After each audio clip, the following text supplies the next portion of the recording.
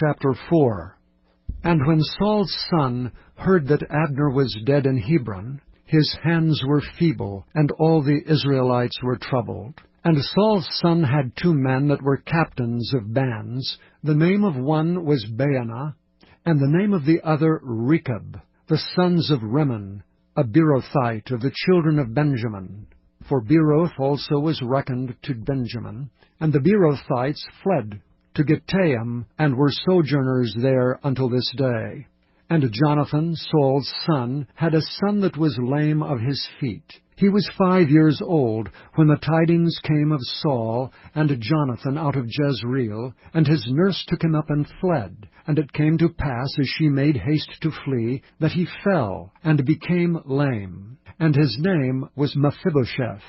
And the sons of Rimmon, the Beerothite, Rechab, and Baanah went, and came about the heat of the day to the house of Ishbosheth, who lay on a bed at noon. And they came thither into the midst of the house, as though they would have fetched wheat, and they smote him under the 5th rib. And Rechab and Baanah his brother escaped. For when they came into the house, he lay on his bed in his bedchamber, and they smote him, and slew him, and beheaded him, and took his head, and gat them away through the plain all night. And they brought the head of Ishbosheth unto David to Hebron, and said to the king, Behold, the head of Ishbosheth, the son of Saul, thine enemy, which sought thy life. And the Lord hath avenged my lord the king this day of Saul and of his seed.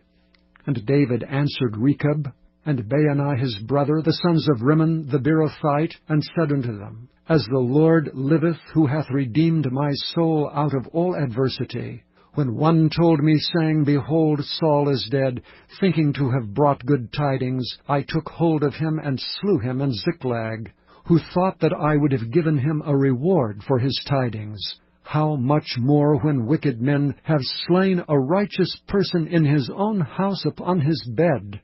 Shall I not therefore now require his blood of your hand, and take you away from the earth?